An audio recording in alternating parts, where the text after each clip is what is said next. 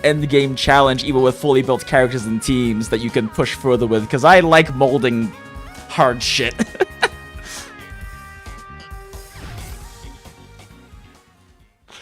think we'll read the dramas later, because I kind of want to see how the main story plot progresses, and they seem to be, like, very, very side stories. I will provide fire support for the team. Fantastic, my friends! Thanks for your courage. Thanks for sticking together. When the sky roars its verdict, freedom will be ours! Luvia is so happy she gets to act. The crowd huddles by the window, staring intently into the night, and as if hearing their pleas, soon thunder rolls across the heavens, making the ghostly lights flicker and dance. A deluge is crashing down, thunder rumbling with fury. Back up! Everyone, move back now! Wait, Luvia Ray's center power is Justice lightning. is about to strike! Wait, shit, girl, are you actually... Is this special effects, or are you actually doing this?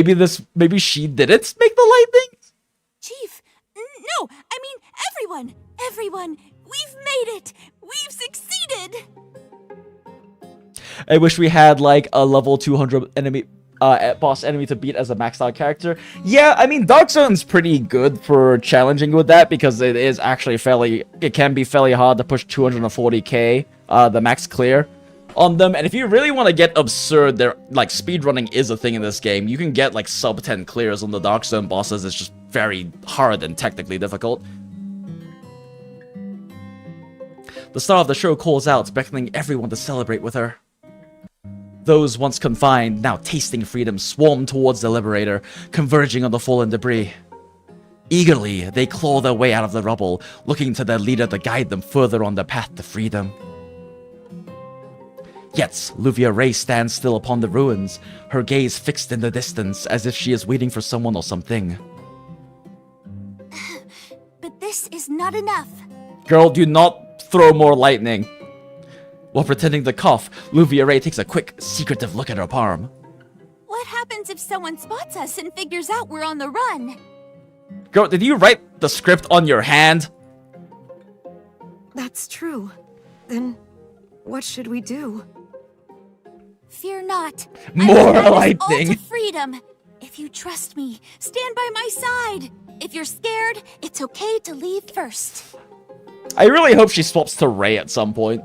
Her name is Luvia Ray, but that's because, like, she has very intense DID, so one of her personalities is Luvia, the very sweet one. The other one is Ray, who is a very vicious butch who will do anything to protect Luvia from getting harmed. No sooner has the voice died away than the stage is overrun by a group with cameras and mics clustering around Luvia Ray, with a barrage of flashbulbs going off. Fortuna's prison's walls blown apart? Wait, you're the prisoners from inside? Yikes, it's Mr. Reporter. Luvia, this is why you keep having to take auditions. Your performance is so hammy. Can't believe you're bold enough to linger here. The gods must be on their heels by now. Oh no, Mr. Reporter, you've got it all wrong. We're just a bunch of innocents who've been falsely accused. We've been pushed around, set up, and ended up here. You've got to help us out. Luvia Ray, eyes fixed on the reporters swarming outside the wall, brings her hands together in a hopeful plea. This is a blockbuster story, right? Please, help us set up a press conference. Luvia Ray steps out, positioning herself before the handful of inmates who have stayed with her. We are the wild winds of rebellion. My girl can't act to save her life, but she has such a passion for theater. You wouldn't hurt little old me that can throw fucking lightning spears and ball lightning at people. We chase the fragrant aroma of freedom. This is my own world. Right in front of the reporters, you witness the performers rally together. At this instance, every other noise fades away, leaving only the shouts for freedom and the sound of feet pounding the ground. Let's go! Another musical number! Oh my god, she's cosplaying Luvia Ray, that's hilarious.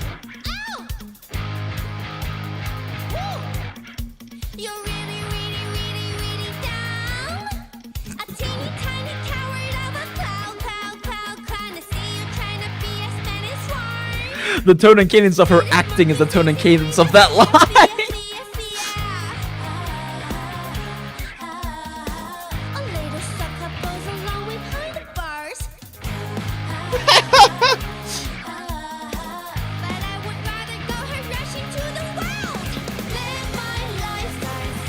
I love that the title of this stream is like, this is the best storytelling in Gacha, and then everyone who's first time with Path of Nowhere who's popping in stream is seeing fucking this?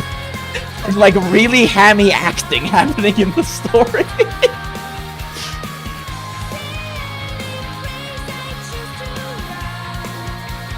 This shit is so peak. I don't think they ever do like this kind of stuff otherwise in the story or events, right? Like this is just for this event thing. They're doing these cute little musical numbers.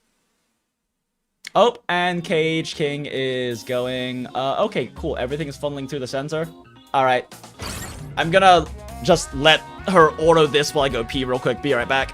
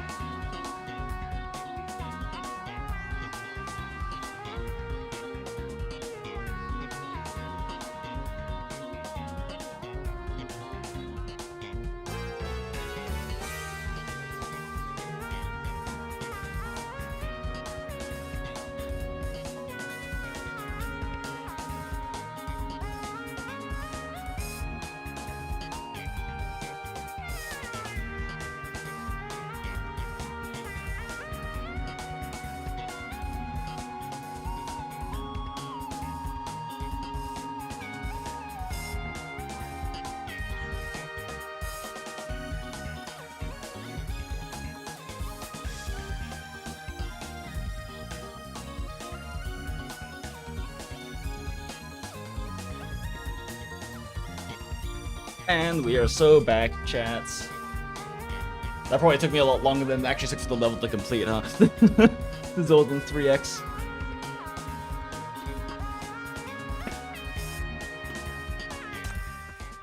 Backstage, Luvia Ray taps her chest, trying to calm her breath from the intense dance. Where Kuru? I wanted it to like auto and be the background for once, and then I was like, wait, shit, that thing's gonna clear in like 40 seconds. Fuck.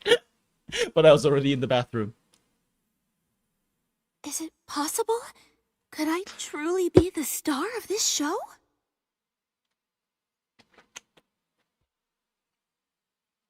I also came back with some snack because I realized that I needed to eat something.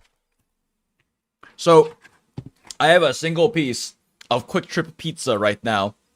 Because when I was going to Quick Trip earlier to like grab a bottle of water and fill some gas, there was like a D-home person who was, you know, asking for, who was like panhandling like right outside of like the turn-in part for the QT. So I was like, I don't have any cash, but like, let me grab them like a piece of pizza or something like that. And when I came back out, they had already like walked off to go to a different spot to panhandle. I guess and I went, well, fuck, I guess I have a piece of QT pizza now. So now I'm eating cold pizza.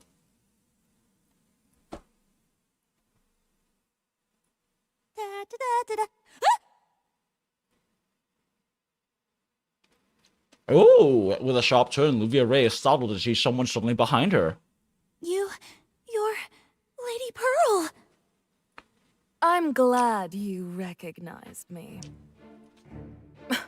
You see, my eye for talent never fails.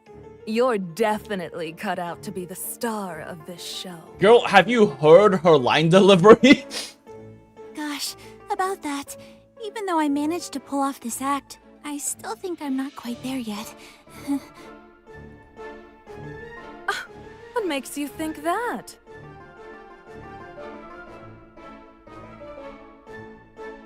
The elegant lady approaches, gently lifting Luvia Ray's chin, studying her intently. Yuri?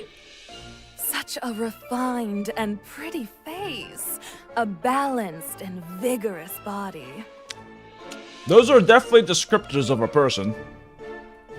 And your acting is absolutely enchanting. Girl, who the fuck were you watching? You've got real talent for this, my child. You have that everything I'm looking for in the star of this show. That is very specific language. To say that she has everything you're looking for in the star of the show, specifically the star of the show. She's about to get fucked. Really? You believe I've got talent? Absolutely.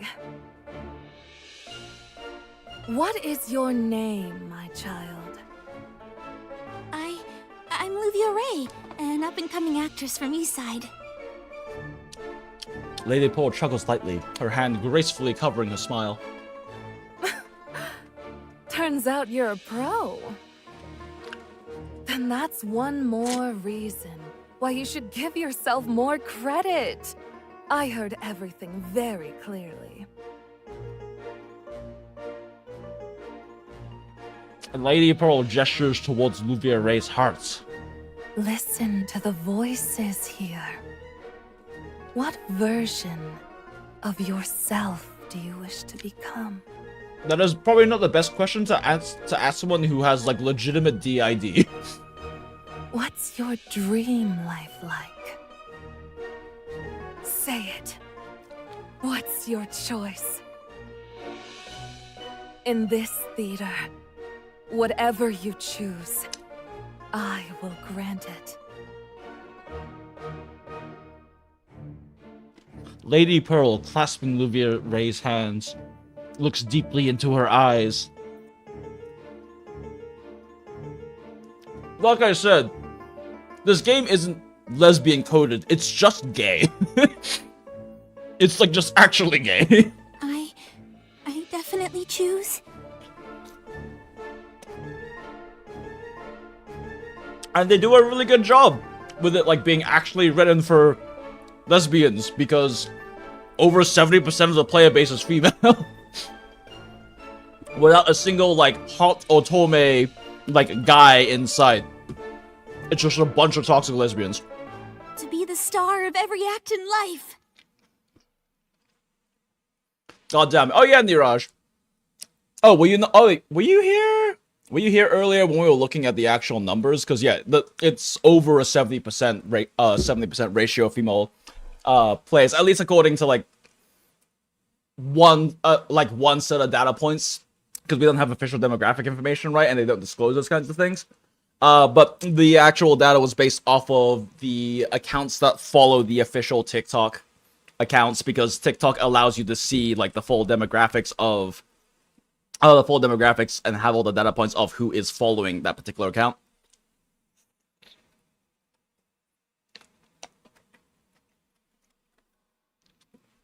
Oh, what next? Oh my god! Oh. Look, we made it! She's right after all. We can be the Audrey and Marilyn of this century. I can't believe they actually like have live actors perform this shit. Found us at the bottom.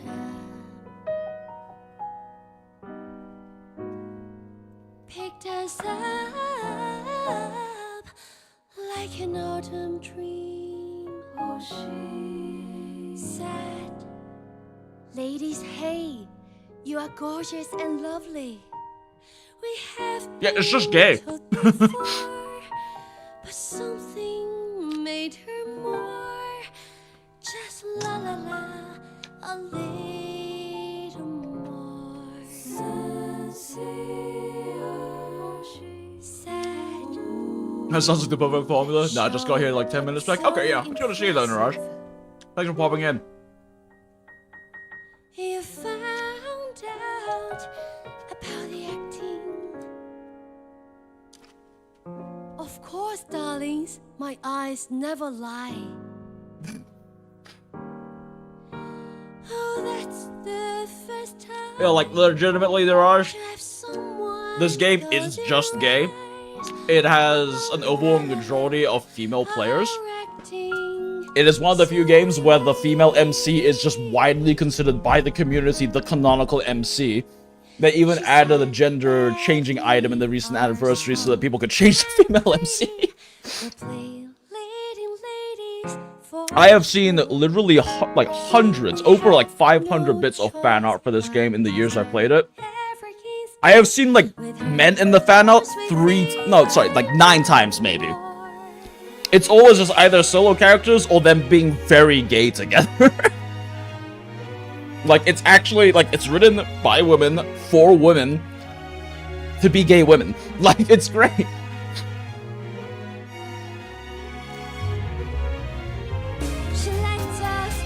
It's also hilarious because, like, there's always, you know, some discourse about, like, just insecure fucking idiot people being like, oh, girls can't play hard games or whatever. This game is hard as shit. It is a primarily female fan base, and this game is hard as shit. You can hard lock yourself out of the story if you brick your account too badly. Like, it is actually hard as shit.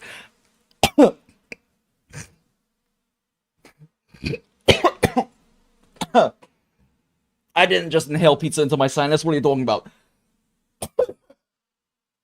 I can talk and eat at the same time and not die. I swear, I'm gonna die while eating rice and choking on it at some point. That happens way too often. The curtain fell on the perfect show. Yeah, like, this game is hard as shit. Fascinating story. If you can actually genuinely brick your account, and not even because, like, you didn't pull the right limited characters or whatever. There's very few limited characters. Basically, every character ends up in standard pool a few patches later. So you can literally lose 50-50 to meta characters.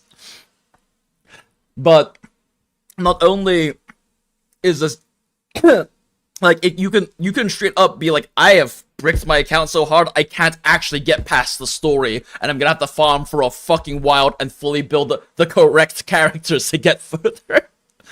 Because they give you for free in the like 10-day beginner event thing. They give you for free a character that is Nox, who is still tier 0, triple S, hard meta character that can card carry you through the majority of story. And on top of that, 2 of the B ranks in the game that you'll be getting, you know, 500 copies of each, 2 of the, one is still a meta support, the other one is still like a tier 1 support. So, like, purely free to play, you can, if you build wisely and you play well, you can clear through story at a good pace. But you can fuck yourself over and not build those characters and build worse characters, or build ones that require a lot more mechanical skill and, like, brick yourself out of being able to push story much further, because the story is not easy to clear. Like, if you've ever played Arknights, it is very similar, where you can brick yourself out of being able to push more chapters because you don't have the teams to clear it. It literally is a skill issue. Yeah, it's 100% a skill issue. And, and there's just those, like, insecure, like, idiotic, shallow people who are like, oh, girls can't play hard games. It's like, this game is massive in China, and it's mostly female audience, and it's hard as shit. It is not an easy game.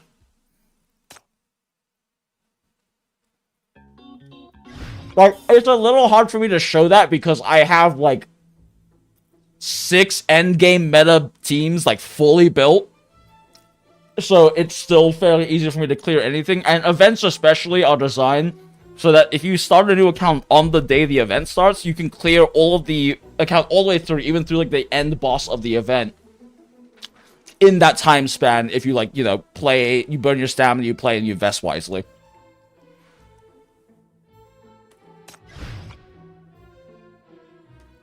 Oh, wait.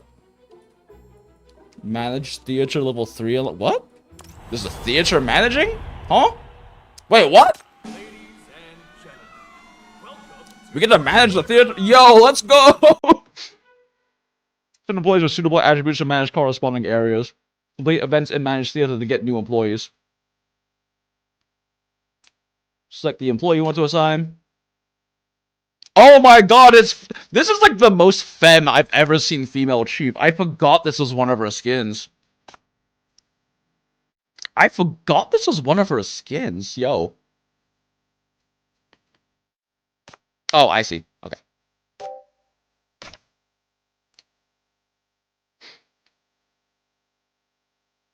Okay.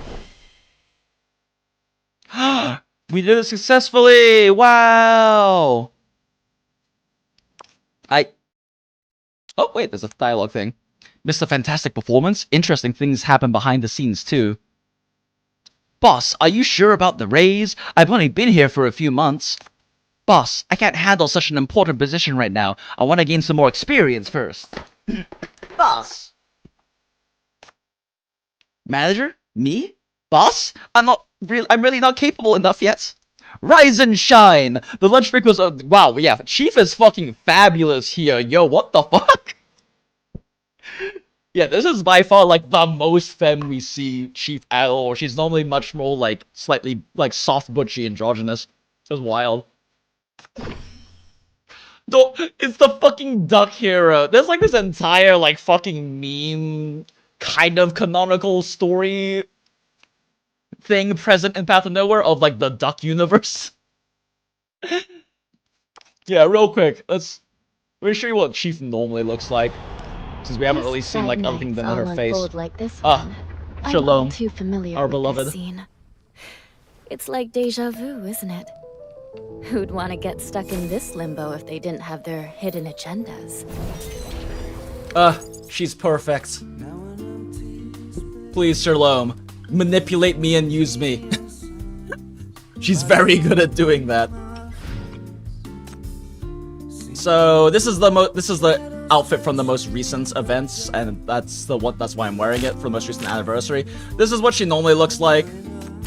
This is a thing that happens in a part of the story.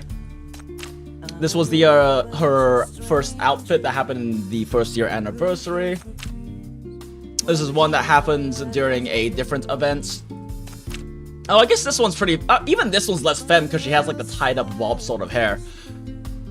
This also was for a specific big main story event that I ended up getting it for. This is the one we just saw, Nightfall Soiree, for this one. This is the one for the year 2 anniversary. This one is the hello there, fellow kids.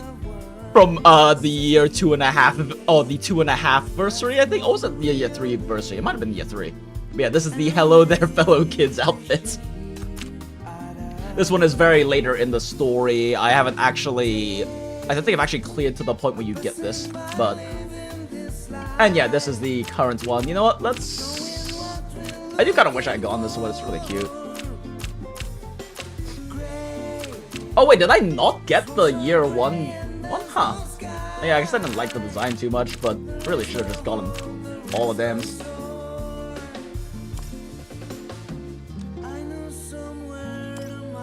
Okay, anyway, yeah. That's what Chief normally looks like. That's the Arcane crossover, that's Kate 100%. Yo, wait a second, you might be right.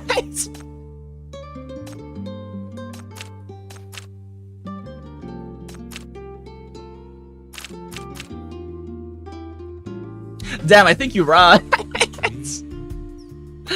If I remember correctly, yeah, this was out during...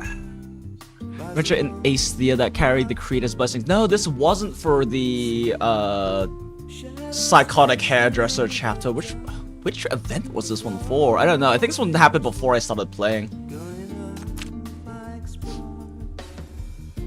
Yeah, I think that one. No, it couldn't have happened before that one started playing. Cause oh wait, no, this is the year 1 anniversary, and I hadn't started playing. I played on the rerun for that one. So yeah, I started playing like a bit before this one came out. I'm pretty sure. Time sale only. Why? Actually, you know what? Let's go with OGs. Let's go with the OG chief.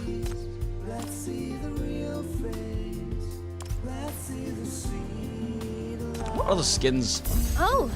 So this Are game you is here to incredibly see me, good, Chief? generous with the gacha. Feel free to take the time And to with how look like at the likely you are to get slides, things, too. it's not a huge deal. But their skins though. Their skins though fucking hit. Oh look, it's Dummy Mommy Butch lesbian with her 2 dogs. This one's actually particularly interesting because Darren looks like Darren literally is like intentionally kind of looks like a dehomed bum most of the time. So they can like get away from doing their directing work and go look for inspiration. They're really lazy.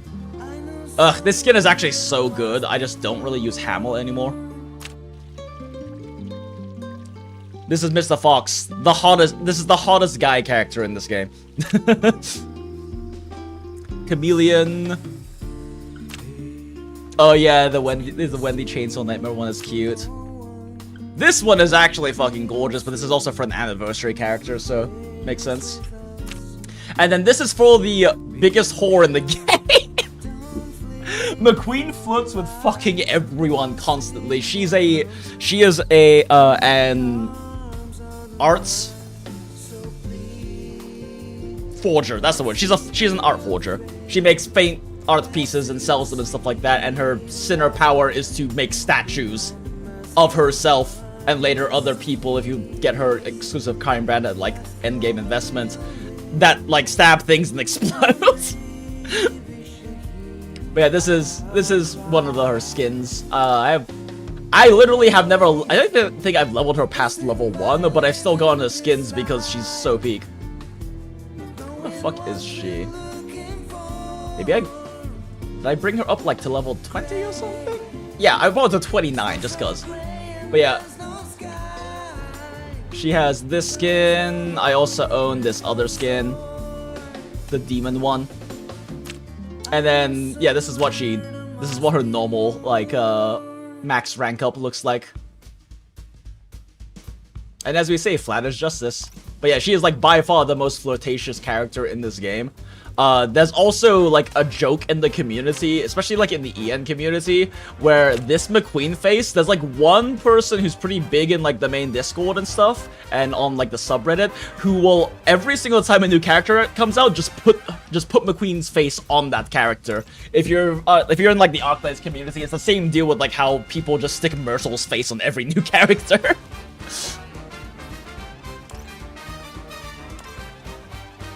All right. More managing theater, I guess, than more story. Oh wow, we get the fucking duck boy. Let's go. You mean Thorn? I haven't seen a lot of like Thorn getting their face put on other characters. At least like not until his altar came out. But I have like frequently, constantly seen people just putting Myrtle's face on the character, being like, if X was better.